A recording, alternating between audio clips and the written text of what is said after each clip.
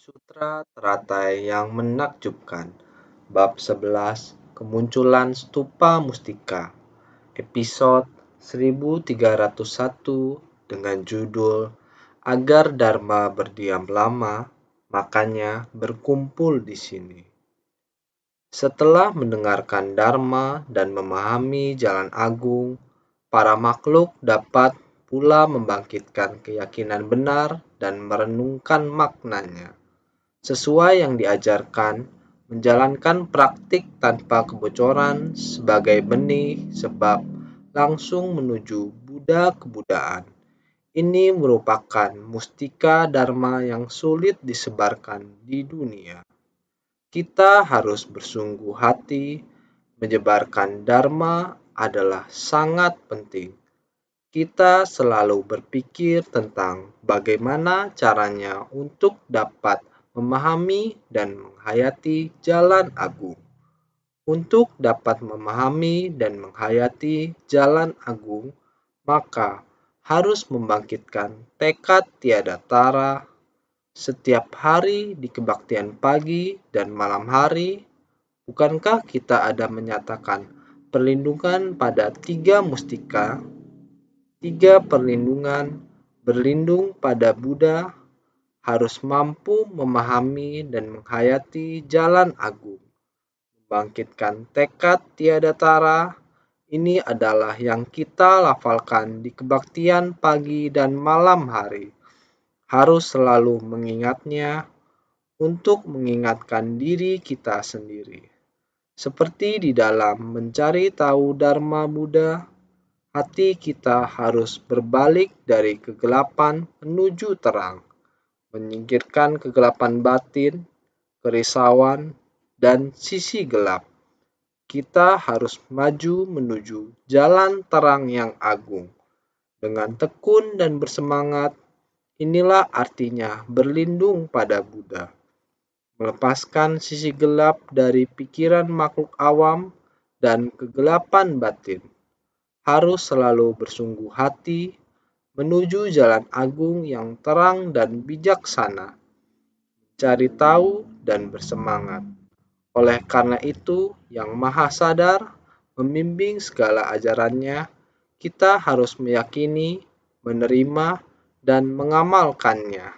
Sehingga kita harus selalu mengingatkan diri kita sendiri. Kita berlindung pada Buddha. Setelah kita sudah berlindung pada Buddha, Buddha selalu ada di dalam hati kita.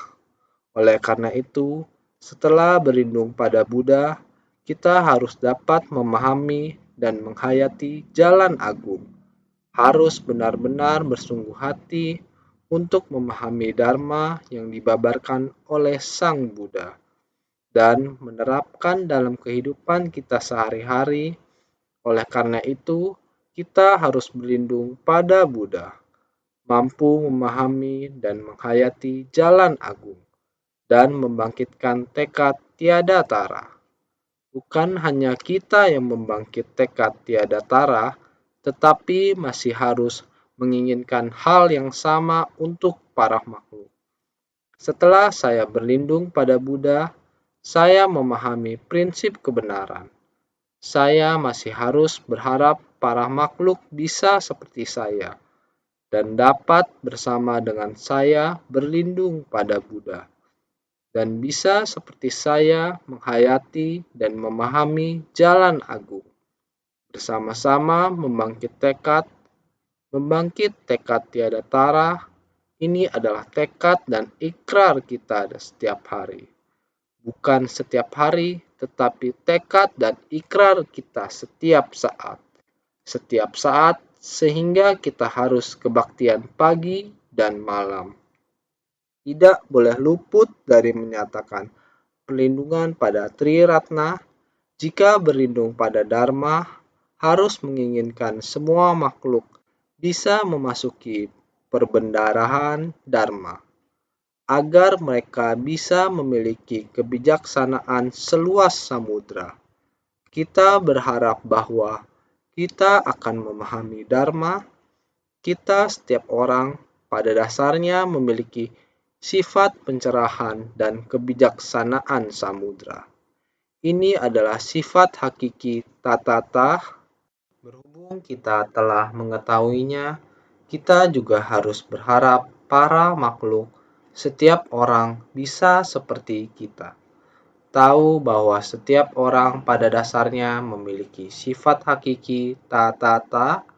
Berharap semua orang juga bisa tahu ketika Dharma diresap ke dalam batin kita, bukan kepada yang sudah diberitahu tentang satu sudut dari satu bujur sangkar, tetapi tidak mau berusaha mencari ketiga sudut yang lain. Ini artinya bahwa dengan memahami satu hal, dengan memahami satu kebenaran, kita bisa memahami semua kebenaran. Kita seharusnya bersungguh hati untuk menghayati prinsip kebenaran. Jika kita diberitahukan tentang satu hal, kita akan tahu bagaimana menerapkan aspek materi yang ada pada benda ini. Kita tahu, begitu kita tahu, ini akan menginspirasi sifat hakiki kita. Kita sudah memahami dan berpadu dengan prinsip-prinsip di dunia ini sehingga disebut menghayati dan memahami. Juga disebut memasuki secara mendalam dalam sifat pencerahan kita. Kita telah benar-benar menghayatinya sehingga masuk secara mendalam pada kebijaksanaan samudra kita. Ini karena hati Buddha dan hati semua makhluk tiada beda. Dengan memahami satu kebenaran, maka akan memahami semua kebenaran. Semua kebenaran bisa dipahami dengan jelas. Dengan kita melihat suatu hal, akan memahami banyak hal. Kita berharap kita dapat menghayati ajaran Buddha dan lebih berharap semua makhluk juga sama. Memahami 10 hal dengan hanya mendengarkan satu hal saja atau mendengarkan satu prinsip dan dapat memahami ribuan hal dengan membabarkan satu prinsip kebenaran. Sebagai perumpamaan, kita dapat memahami dengan demikian saya tahu semuanya. Ini membangkitkan sifat hakiki kita yang demikian adanya, dan sifat pencerahan seluas lautan. Setiap orang memilikinya, jadi kebijaksanaan seluas lautan. Kita dapat menghayatinya, sangat berharap kita semua membangkitkan sifat hakiki kebudaan. Kita tahu bahwa kita memiliki sifat hakiki yang demikian adanya, memiliki keyakinan mendalam tanpa ada keraguan. Tekun di jalan kebudaan, dengan demikian kita harus mempraktikkan jalan bodhisattva. Jalan bodhisattva adalah membimbing semua makhluk secara luas, membimbing semua makhluk, yakni harus memimpin orang banyak. Jika semua makhluk bisa menerima apa yang kita katakan, dapat mempraktikannya, menyerap dharma ke dalam batin mereka, dan dapat dijalankan dalam kehidupan semua orang adalah sama. Kehidupan ini, dunia ini, tidak murni. Bagaimana dengan tingkatan Buddha? Mampu memimpin orang banyak, harmonis semuanya tanpa rintangan. Semoga semua makhluk juga bisa memasuki lautan kebijaksanaan tertinggi. Maka dikatakan, setelah mendengarkan Dharma dan memahami jalan agung, setelah kita mendengarkan Dharma, kita memahaminya. Bahkan terhadap jalan agung. Bukan hanya kita saja yang memahami dan menghayatinya, tetapi semua orang juga memahaminya. Orang-orang ini membangkitkan tekad luhur dan membangun ikrar agung mulai aktif. Hendak mempraktikkan jalan bodhisattva.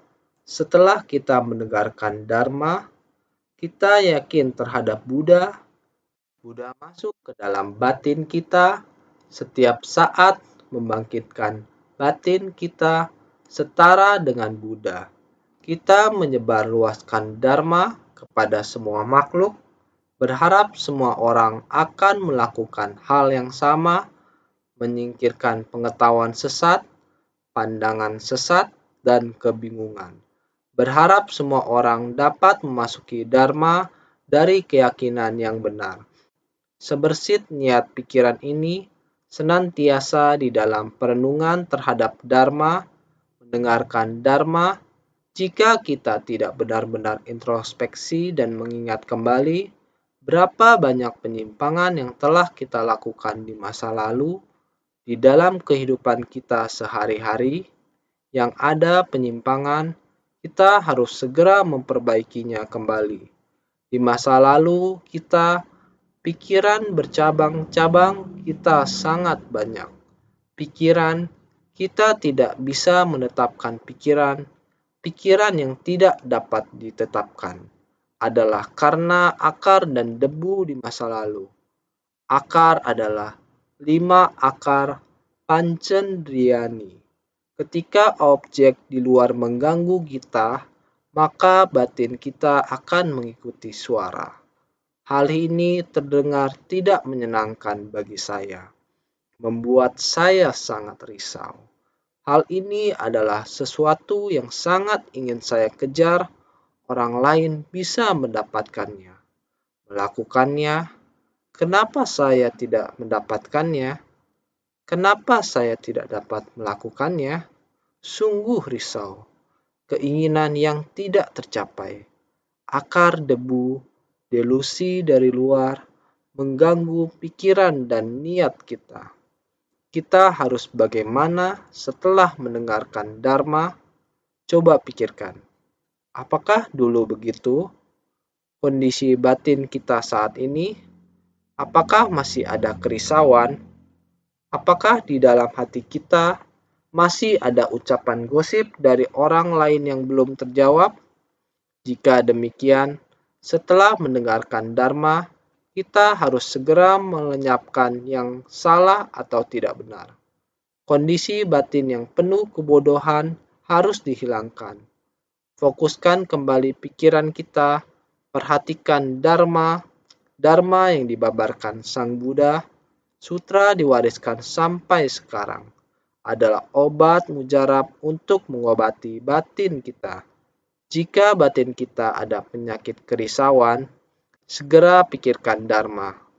Ajaran mana yang dapat mengobati penyakit batin kita dan bagaimana membasmi kerisauan kita, maka harus direnungkan. Mulai dari keyakinan yang benar, kita harus senantiasa berkeyakinan yang benar, pikiran yang benar, pengetahuan yang benar, pandangan yang benar, perhatian yang benar, perlakuan yang benar, dan lain-lain. Semua harus benar. Ketulusan, kebenaran, keyakinan, kejujuran merupakan kewajiban kita yang mendasar. Setiap saat kita mendengarkan ajaran Dharma, harus menggunakan hati yang tulus, menggunakan perhatian yang benar untuk menyerap Dharma yang kita dengarkan, sehingga keyakinan kita benar. Ini sangat penting. Jika bisa menerimanya dengan hati yang tulus, maka debu dari luar, kondisi dunia luar, akar kita barulah bisa dibalikkan dari yang sesat menjadi benar. Jika hati kita mulai ada penyimpangan, ada pemikiran dan pandangan serta niatan yang sesat, pola pikir yang tidak pada jalurnya, kalau kita senantiasa memiliki keyakinan hati yang benar, memiliki perenungan yang benar, jika kita bisa demikian, dengan sendirinya kondisi di luar kita akan berubah menjadi bajik dan kembali ke jalur yang benar. Pikiran yang benar akan muncul, itulah perenungan yang benar. Dengan pola pikir yang tepat, keyakinan kita harus dengan keyakinan yang benar, pemikiran yang benar, pandangan yang benar, dan seterusnya. Kita harus menyerap ajaran ini di dalam hati kita, merenungkan nilai kebenaran ini dengan sungguh-sungguh, sehingga kegelapan batin dan kerisauan kita baru bisa perlahan-lahan lenyap. Kita baru bisa perlahan-lahan mendekati sifat hakiki tatata kita, melenyapkan sedikit ketidaktahuan, berarti kita telah lebih dekat satu langkah dengan sifat hakiki tatata. Inilah maknanya.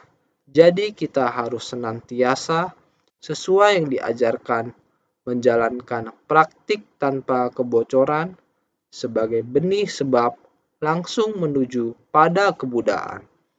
Kita harus mengamalkan sesuai dengan ajaran, demikianlah yang diajarkan oleh ajaran Buddha. Begitu jugalah kita harus menerima, mengamalkan sesuai dengan yang diajarkan. Sila, samadhi, dan kebijaksanaan. Mendengarkan, merenungkan, dan mempraktikkan. Jangan membiarkannya bocor. Ajaran Buddha mengajarkan kita untuk jangan melakukan kejahatan apapun, amalkan segala kebajikan. Beragam-ragam kerisauan mulai terkikis. Pemikiran yang benar, dengan pandangan yang benar, dan harus segera menerima. Inilah sebabnya kita perlu untuk selalu bersungguh hati. Sila yaitu melenyapkan segala niat, tindakan, dan pemikiran buruk. Ini semua disebut sebagai sila. Hal yang tidak pantas, tidak boleh kita lakukan, ucapkan dan pikiran, tubuh, ucapan, dan pikiran tidak boleh menyimpang sedikit pun. Yang tidak beraturan dan tidak benar, kita harus senantiasa bermawas diri. Ini adalah sila tanpa kebocoran. Samadhi, kita harus berkonsentrasi pada Buddha Dharma, konsentrasi pada pemikiran benar, konsentrasi pada pengejaran kita menjadi bodhisattva. 6 paramita dan segala praktiknya, ini adalah praktik sebagai benih sebab. Samadhi tanpa kebocoran, kebijaksanaan tanpa kebocoran, sila, samadhi, dan kebijaksanaan. Diperoleh dari ajaran Buddha mengatakan demikian. Segala sesuatu yang kita lakukan, apakah selaras dengan ajaran Buddha Dharma? Apakah berada di dalam 6 paramita dan segala praktiknya? Praktik sebagai benih sebab. Apakah kita menyimpang darinya atau tidak? Jika kita tidak menyimpang, batin kita seharusnya dalam kondisi samadhi. Juga harus giat bersemangat, membangkitkan pengetahuan benar, pandangan benar, dan perilaku benar. Dan kemudian tekun maju ke depan. Praktik 6 paramita dan segala praktiknya sebagai benih sebab, yaitu dengan konsentrasi maju ke depan. Ini dinamakan menuju langsung pada buah kebudaan. Jalan bodhisattva adalah yang diajarkan Buddha, adalah ajaran sempurna. Sutra ini mengajarkan kita ajaran bodhisattva. Dalam sutra teratai menyatakan dengan jelas mengajarkan ajaran bodhisattva. Ajaran bodhisattva adalah 6 paramita dan segala praktiknya. Segala yang kita jalankan dan lakukan, apakah berpadu dengan jalan ini? Apakah semua orang memegang teguh tekad dan mengikuti jalan kebenaran? Maka jalan itu adalah benar-benar agung. Jika kita hanya sekiranya seseorang hanya berwawasan luas dan suka mempelajari jalan kebenaran, pasti sulit untuk menemukan jalan kebenaran. Di Sutra 42 bab juga mengatakan demikian, bahwa hanya berpikir untuk saya ingin memohon sebuah pengetahuan, saya ingin memohon sebuah ijazah dan gelar telah didapat. Ilmu dilupakan, dan jika ingin mengatakan sesuatu, harus menyalin seluruh naskah dan membaca naskah sesuai naskah. Apakah ini disebut tesis? Apakah milik sendiri? Itu berasal dari teks, bukan dari tindakan nyata dan pemahaman kita yang sebenarnya. Jika demikian, kita hanya bermain-main dengan tulisan. Kita harus memasukkan dharma ke dalam batin kita, menganggap dharma ini seperti kita menyerap nutrisi. Nutrisi benar-benar masuk ke dalam mulut kita, benar-benar masuk ke 5 organ dalam yang padat, serta 6 organ dalam yang berongga, sehingga kita dapat menggunakan nutrisi ini dan mendistribusikan ke seluruh tubuh kita, dan juga badan kita harus sehat agar bisa menyerap semua hal ini. Nutrisi harus di tempat yang tepat. Jika salah tempat juga tidak berguna. Ini dalam ilmu biologi, kita juga perlu memahaminya dengan baik. Apa itu bakteri? Bakteri dalam tubuh kita tidak terbatas.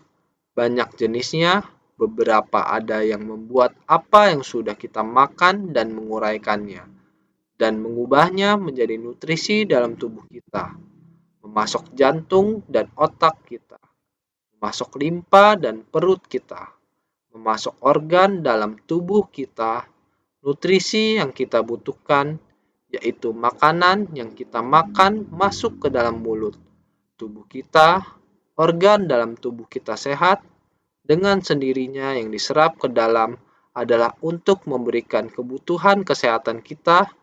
Ini yang disebut alam semesta kecil. Tubuh, jika tidak sehat, makanan yang dikonsumsi, bakteri jahat menyerapnya. Itu menyebabkan akar penyakit bertumbuhnya berbagai macam penyakit. Segala macam penyakit juga ada dalam diri kita sendiri. Demikianlah bakteri dalam tubuh ini tumbuh, membuat tubuh kita tidak selaras, membuat tubuh kita tidak seimbang, jadi tubuh kita berpenyakit. Dengan alam semesta besar ini bukankah sama? Alam semesta tidak selaras adalah karena langit, bumi, dan ruang di antaranya yang memiliki segala sesuatu yang sangat banyak. Manusia adalah salah satu dari makhluk hidup di alam semesta besar. Kita sebagai manusia di alam semesta besar ini menciptakan beberapa banyak kerusakan pada bumi, mencemarkan udara dan lainnya, sehingga menyebabkannya menjadi tidak selaras. Juga ada sangat banyak yang demi langit dan bumi sedang menyebarkan dharma, sedang mengajarkan dan menyadarkan para makhluk, menjaga dan melindungi kebenaran sejati dari langit dan bumi. Orang kuno mengatakan, menegakkan keadilan atas nama surga, yakni mewakili langit dan bumi ini, harus bagaimana untuk menyelaraskan langit, bumi, dan segala sesuatunya, agar dapat hidup berdampingan dengan harmonis, tidak merusaknya, dapat menjaga dan melindungi bumi, menjaga dan melindungi alam semesta, menjaga dan melindungi udara yang bersih dan segar, langit, bumi, dan ruang di antaranya ini, tidak peduli apakah itu tumbuhan ataupun hewan, sama saja. Semuanya memiliki manfaat terhadap langit dan bumi, seperti pohon-pohon ini, bunga, rumput, dan pepohonan. Semuanya adalah untuk memelihara bumi, dapat menyerap udara yang tercemar, dengan demikian mengambil udara kotor, dan dia mengeluarkan udara segar. Inilah mengapa kita harus melindungi hutan, pohon harus kita lindungi, dia dapat mengeluarkan yang segar dan menyerap yang kotor. Dia dapat mengeluarkan udara yang segar, dia dapat dari udara yang tercemar, dia dapat mengambilnya. Hujan, pohon menyerap air, kemudian perlahan-lahan barulah melepaskannya ke bumi. Ini adalah menyelaraskan bumi, hutan, hujan, hutan, semuanya memiliki kemampuan demikian. Tanah berumput, tanah yang memiliki rumput. Sekarang kita banyak yang menggunakan rumput imitasi Kita menebarkan rumput imitasi di atas tanah, kita memusnahkan semua rumput tersebut, kemudian menebarkan rumput imitasi tersebut di atasnya. Anda semua harus mengetahui bahwa akar dari rumput juga melindungi bumi, melindungi tanah di bumi, tapi ketika Anda memusnahkan semua rumput tersebut, kemudian menyelimuti dengan rumput imitasi yang terbuat dari plastik, terlihat sama seperti rumput. Orang menyebutnya buatan manusia. Manusia membuatnya agar terlihat sama seperti rumput asli dan menyelimutinya di atas tanah. Demikian membuat tanah tidak bisa bernafas, dan juga tanah tidak memiliki rumput untuk melindunginya. Dengan begini, alam menjadi rusak. Beginilah cara manusia merusak bumi, membuat rumput imitasi, dan menyelimuti bumi dengannya. Semua ini adalah keliru. Manusia telah berpaling dari prinsip alam semesta. Ini yang terjadi di dunia. Awalnya di bumi ini, manusia, hewan, dan tumbuhan tinggal bersama dalam keseimbangan. Namun populasi manusia terus meningkat dan manusia terus membuka jalan mengubah lahan alami ini menjadi semen atau aspal. Kita terus membangun terowongan dalam gunung, mengubah alam menjadi seperti sekarang. Kita menyebut ini sebagai perkembangan transportasi, kemajuan ekonomi. Inilah manusia. Pertama-tama, kita merusak untuk mendapatkan keuntungan. Keuntungan ini hanya untuk jangka pendek, bukan sesuatu yang alami dan abadi. Bumi melewati proses membentuk, berdiam, rusak, dan musnah. Karena manusia yang telah merusak alam, dan kerusakan ini sangat cepat, jadi rusak dan musnah datang lebih awal. Dulunya desa, sekarang sudah menjadi kota metropolitan. Dulunya pohon dan hutan, bahkan kebun alami, sekarang sudah menjadi gedung bertingkat. Pikirkanlah, beginilah manusia dalam alam semesta yang terus melawan arus. Mereka merusak alam semesta. Jadi dalam alam semesta ada banyak makhluk hidup yang saling melukai, saling mencederai, dan saling merusak. Prinsip kebenaran dari mikroorganisme kecil tubuh kita adalah sama demikian. Saat ini, banyak yang mengatakan banyak penyakit yang jarang ditemukan. Ini adalah karena makanan kita dengan udara sekitar kita yang dihirup kebanyakan orang sudah menjadi makhluk dalam tubuh kita. Dalam tubuh orang, kehidupan makhluk dalam mikroorganisme kecil kita juga sudah tidak sesuai urutan. Urutannya sudah kacau, juga merusaknya. Yang seharusnya dihirup, bakteri yang normal, menciptakan nutrisi bagi kita adalah begini tidak berhentinya, saling membunuh. Bakteri yang baik sudah dibunuhnya. Bakteri jahat pelan-pelan meningkat terus, lihatlah saat ini. Petaka akibat ulah manusia di dunia ini, hidup saling membunuh satu sama lainnya. Prinsip kebenaran yang sama, oleh karena itu kita perlu Dharma Buddha. Dharma Buddha adalah obat mujarab di dunia. Kita harus bagaimana bisa agar bumi ini bisa selaras, harus bagaimana agar manusia bisa sehat, maka perlu mempraktikkan sesuai pengajaran. Batin harus sehat dulu, tubuh baru bisa sehat. Manusia sudah harmonis, alam semesta baru bisa selaras. Ini adalah kebenaran sejati. Jika kita dapat memahaminya, ini adalah ajaran Buddha. Ajaran Buddha dapat mengharmonisasikan dan melaraskan bumi. Ketika prinsipnya sesuai, maka dengan sendirinya 4 unsur akan selaras. 4 unsur utama dari bumi selaras, maka 4 unsur dari tubuh kita juga akan selaras. Oleh karena itu, kita perlu, sesuai yang diajarkan, menjalankan praktik tanpa kebocoran. Sebagai benih sebab langsung menuju buah kebudaan. Praktik benih sebab adalah melatih praktik bodhisatwa, 6 paramita, dan segala praktiknya. Bertekad teguh dan maju menuju langsung pada buah kebudaan. Ini merupakan mustika dharma yang sulit disebarkan di dunia. Kita setiap orang perlu memiliki keyakinan yang teguh agar dengan memahami ajaran Buddha mampu memahami dan menghayati jalan agung, membangkitkan tekad tiada tara, mampu menyelami sutra Pitaka, mendapatkan kebijaksanaan sedalam lautan, mampu memimpin orang banyak, harmonis, semuanya tanpa rintangan. Ini adalah gagasan yang dibutuhkan setiap orang untuk terus bergerak maju. Ini bukan hanya untuk dilafalkan di setiap kebaktian, ini adalah sesuatu yang harus kita miliki setiap waktu. Oleh karena itu, kita perlu memahaminya dengan bersungguh hati. Naskah sutra sebelumnya mengatakan, Buddha ini parinirwana pada kalpa yang tak terhitung lamanya.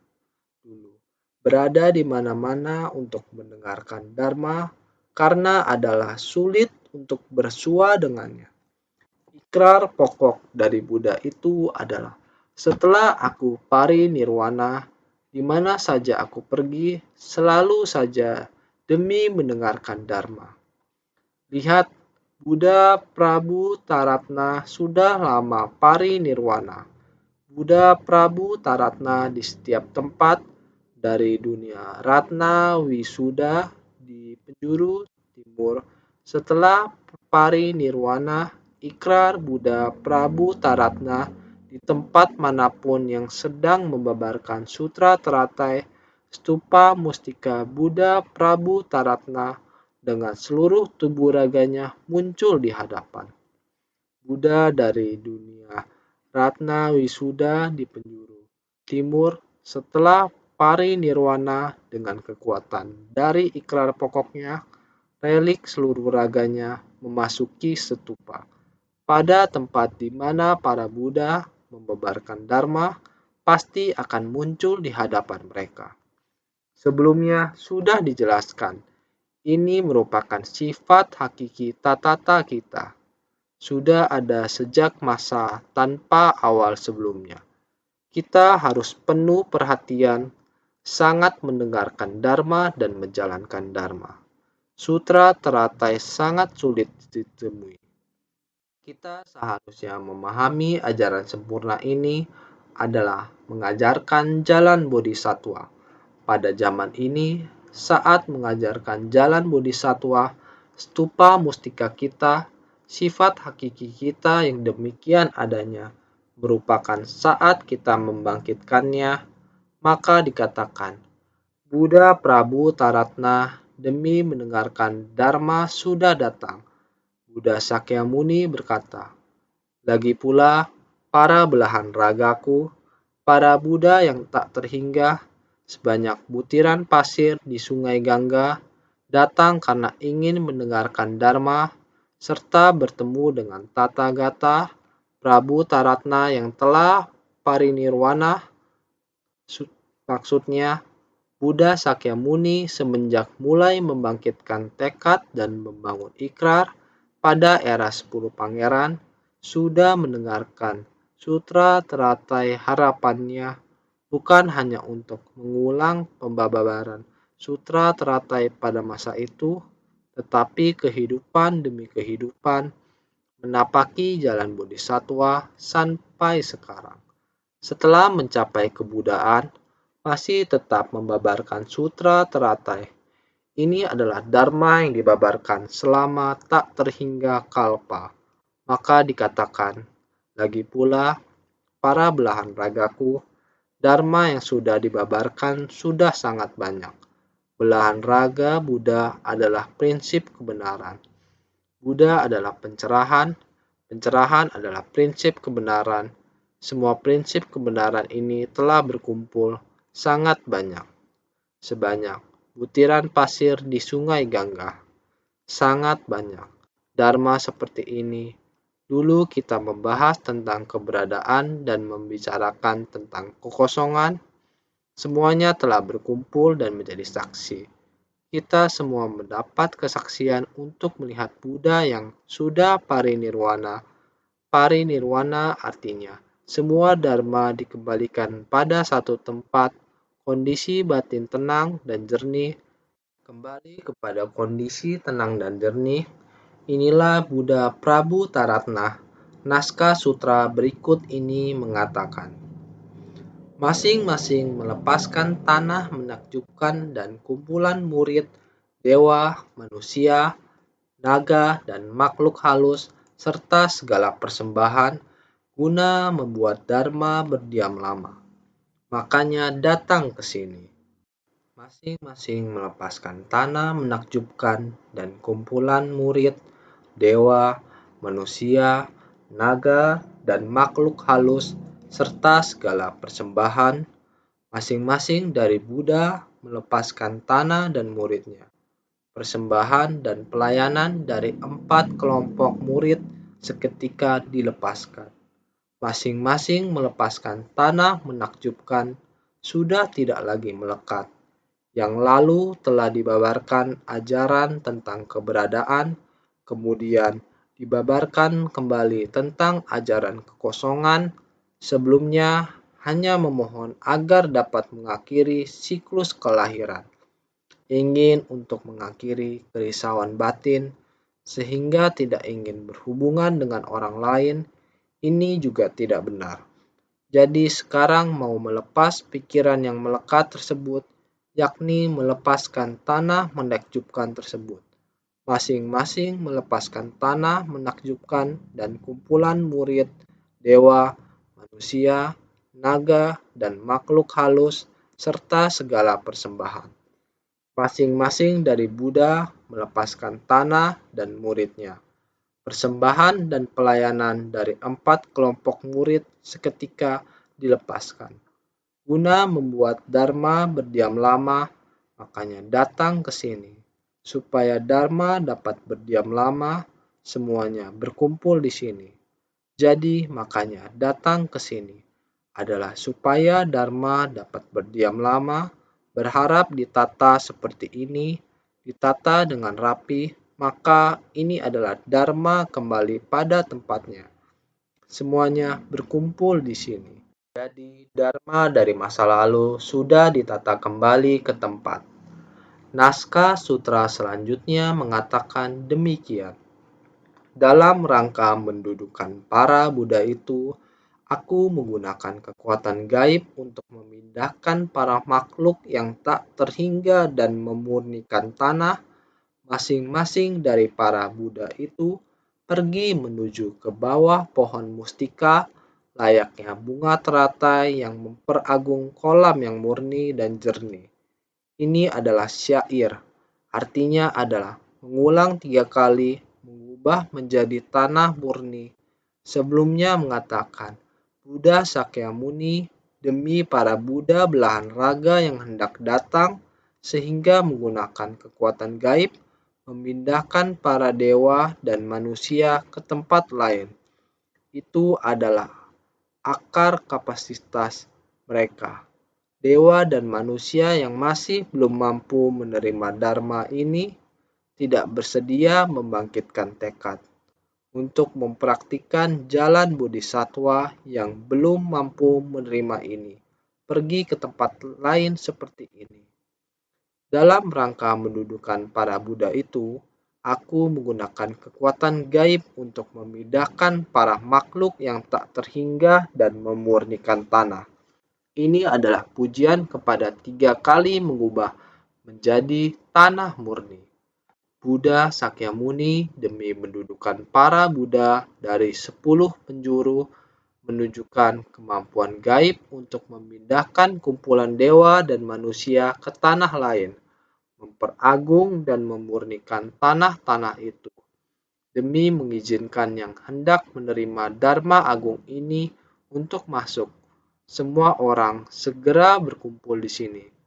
Jadi membuat para dewa dan manusia dipindahkan ke tanah lain, memperagung dan memurnikan tanah-tanah itu, membuat lingkungan tempat itu menjadi lebih lapang, dapat memasukkan lebih banyak Buddha belahan raga. Ini adalah Dharma. Jika kita tidak mengosongkan kerisauan dalam batin kita, maka Dharma tidak akan mampu masuk ke dalam hati. Masing-masing dari para Buddha itu pergi menuju ke bawah pohon mustika. Di bawah ini adalah pujian kalau para belahan raga telah berkumpul seluruhnya. Para Buddha masing-masing pergi menuju ke bawah pohon mustika ini. Sehingga masing-masing dari para Buddha itu pergi menuju ke bawah pohon mustika. Belahan raga Buddha berkumpul di tempat ini, di bawah pohon mustika, duduk di tempat masing-masing, lalu menyatakan bahwa Dharma adalah demikian. Terus berada di posisi asalnya, layaknya kolam yang murni dan jernih, bunga teratai yang memperagungnya. Semua orang bagaikan berada di sungai teratai. Bunga teratai yang memperagungnya, ini berarti tidak perlu takut untuk terjun di tengah masyarakat. Teratai tumbuh di lumpur. Saya terus memberitahu kepada kalian semua sebelumnya. Lumpur yang kotor akan nampak indah dengan keberadaan teratai. Teratai dikarenakan berada di dalam lumpur, maka akan menyerap nutrisi yang terkandung di dalamnya, sehingga teratai dapat tumbuh dengan kokoh, bertumbuh dengan sehat, maka bunga teratai akan terlihat agung. Ini seperti yang dikatakan tadi, kita bisa menyerap makanan yang kita makan. Setelah diserap, juga ada sebagian sampah. Sampah akan dimakan bakteri yang lainnya, menjadikannya gizi, disaring dan didaur ulang kembali, prinsip yang sama. Seperti yang kita katakan akan didaur ulang demi pelestarian lingkungan, demi bumi, kita juga akan daur ulang sumber daya.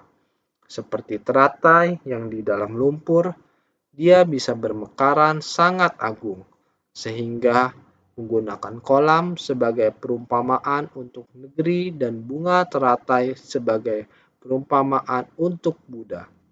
Di negeri ini ada kebaikan dan keburukan.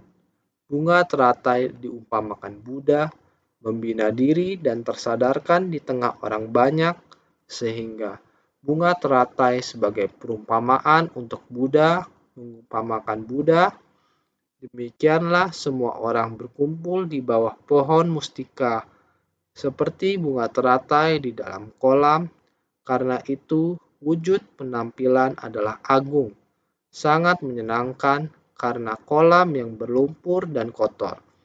Karena bunga teratai telah dimurnikan, sangat menyenangkan, layak dikagumi. Ini menandakan para Buddha belahan raga yang ingin datang untuk mendengarkan Dharma. Datang mendengarkan Dharma untuk memahami bagaimana menapaki jalan Bodhisattva, berharap untuk sama-sama membuka stupa dan melihat tata gata secara langsung. Berharap menghadiri persamuan ini. Untuk membuka stupa ini, kita mendengar sutra lagi. Barulah sifat hakiki kita terbuka. Sifat hakiki Buddha kita, layaknya bunga teratai yang memperagung kolam yang murni dan jernih. Menggunakan kolam sebagai perumpamaan untuk negeri dan bunga teratai sebagai perumpamaan untuk Buddha. Buddha bawa pohon mustika seperti bunga teratai di dalam kolam. Karena itu, wujud penampilan adalah agung dan sangat menyenangkan.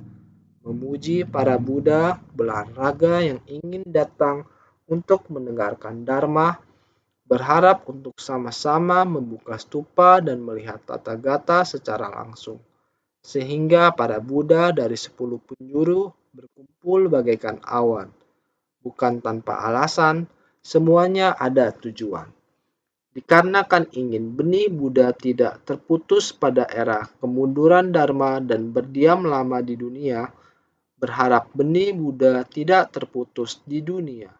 Dharma harus seterusnya diwariskan.